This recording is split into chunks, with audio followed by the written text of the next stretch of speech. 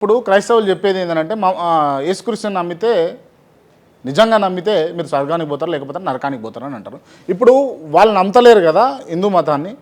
నిజంగా వాళ్ళు కనుక చనిపోతే మీ అభిప్రాయం ప్రకారం వాళ్ళు నరకానికి పోతారా లేకపోతే స్వర్గానికి పోతారా? ఇప్పుడు బైబిల్లో వాడు గాడ్ అనేవాడు లేడు, వాడు సైకో. ఎవరు వాళ్ళు గాడ్ అనుకునేవాడు ఒక సైకో. ఇట్లా అనొచ్చా గురుగారు? వాళ్ళ మనోభావాలు దెబ్బతింటాయిగా. నేను నువ్వు జర్నలిస్ట్వే, మనోభావాలు దెబ్బతిన్నాయా? నేను నెమ్మదిగా ఇతను జర్నలిస్ట్ అండి అన్న, నువ్వు జర్నలిస్ట్వే అన్న, గట్టిగా అన్న. ఎలా అయినా నిజమే కదా నేను చెప్పింది. సరే మీరు చెప్పండి, ఇక మీరు మా తవ్వకు రారు కానీ చెప్పండి. అయ్యో రామ, కాదు నాన్న. ఇప్పుడు నువ్వు నాకు ఫోన్ చేసావు, గురూజీ ఇంటర్వ్యూ అన్నావు, నన్ను చెప్తాను వచ్చాక అన్నాను, మా అసిస్టెంట్ నెంబర్ ఇచ్చాను. సరే నేను ఇవాళ రమ్మన్నాను, పొద్దున 10 o'clock 11 ఫోన్ చేసి నేను ఇవాళ రాలేను, అర్జెంట్, నేను వెళ్ళిపోవాలి, నాకు ఏదో చెప్పాను, క్యాన్సిల్ చెప్పాను. చెప్పిస్తావా ఏంది? నేను చెప్పించాం. సరే గురూజీ మళ్ళీ నెక్స్ట్ టైం అంటావు, అంతేగా. అంతే. నాకు ఇంటర్వ్యూ అయిపోతే నువ్వు నాశనం అయిపోతావు, నీ కారు యాక్సిడెంట్ అయిపోతావు, అలా అనం కదా. అలా అనం కదా నాన్న, ఒక సామాన్యుడు కదా నువ్వు నేను.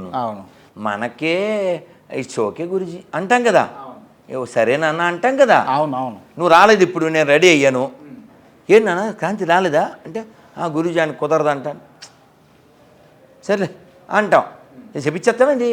మనుషులు ఉన్నాను మనం, మనకే బోల్డ్ కట్టేసి ప్రేమ ఉంటే దేవుడికి ఎంత ఉండాలంటావు? అది నేను చెప్పేది. రైట్. అంటే హిందూ మతం ప్రకారం, హిందూ ధర్మం నువ్వు అన్ని క్వశ్చన్కి ఆన్సర్ రాలేదు నీకు. వాళ్ళంతా ఎక్కడికి వెళ్తారని అడిగావు. అవును.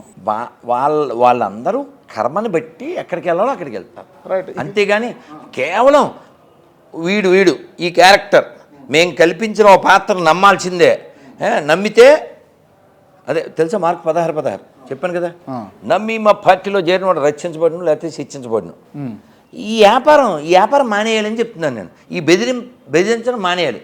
ప్రేమ అంటే సహజంగా కలగాలి, అంతేగాని ఇలా కాళ్ళు ఎట్టి మొక్కు ఏంటి ఇదేంటిది, తుపాకీ కణతల మీద పెట్టి కాళ్ళు ఇక్కడ పెట్టి మొక్కో, ఇదా? ఇప్పుడు ఆ పిల్లోడితో మొక్కిచ్చాడు ఆయన, మనం చెప్పామా? వాళ్ళు ఎవరు పరిచయమా? లేదు, వచ్చిండు మొక్కిండు. నువ్వు కారు లోపల పెట్టే లోపల ఎవరో అక్కడ గుర్తుపెట్టి రోడ్డు మీద గురూజీ అని మొక్కారు. అడిగేవా నువ్వు? నేను తుపాకీ పెట్టావా? వాడు ఫీల్ అవ్వాలి. మొన్న ఆడు మల్లికార్జునరావు అని ఆడు ఎప్పుడైనా దొరికితే చెయ్యి, ఆడు కార్లు తిరుగుతుంటాడు, ఆడు మొహం చూపించడు. ప్రతి చోటకి వెళ్ళి ఎవరికైనా తాయిత్తులు అవి ఉంటే తెంపేస్తుంటాడు, తాలిబొట్లు తెంపేస్తుంటాడు. ఆడి పేరేంటి? మల్లికార్జునరావు. ఎవడు పుట్టాడు? మనకే ఇక్కడ వాళ్ళు పుట్టినాడే. ఆ పేరు లేకపోతే బతుకు మెతుకులేదు ఆడికి. వీళ్ళందరూ మొదలు ఇప్పుడు అయ్యాను వాళ్ళ నాన్న పేరు అడుగు తెలిసిపోద్ది. బ్రిటిష్ వాళ్ళు ఏమో వాళ్ళ ఇంటికి రాలే, అది తెలిసి గమ్యం సినిమా చూసావుగా. ఇలా అంటే మాట్లాడదు, ఇది వల్గర్ కాదు, ఇది నిజం. వాడి ఫీలింగ్ అది. ఆటో మీద ఏయుడి అని రాసేస్తే అయిపోద్దా? నీ కారు ఏంటే? నీ కారు బ్రజ్జా, నువ్వు వెనకాల రాసేయి ఏయుడి అని రాసేయి, మమ్మల్ని నమ్మించేవా? ఆ గురూజీ నాది ఆడి కారు అని చెప్పు, నమ్ముతాం సత్తం. మరి అది ఆ మోసం ఎందుకంటున్నా? నువ్వు నీ పూర్వీకులు ఎవరో ఇప్పుడు నువ్వు ఒకసారి ఎవరికో చదివి వినిపించావు నా నియమాలు. అవును. అందరూ చదివి వినిపిస్తున్నా నేను. ఆ నియమాల్లో నా పూర్వీకులు గొప్ప వాళ్ళని చెప్పాలని చెప్తాను. ఇది చెప్తాడా ఏ క్రైస్తవుడైనా? చెప్తాడా? ఎవరికైనా ఫోన్ చేయగలిగితే వాడి పూర్వీకుల్ని వాడు వ్యతిరేకిస్తాడు, వాడి పూర్వీకులు నరకానికి వెళ్తాడు అంటాడు. ఆ ముష్టి మతం మాకెందుకు?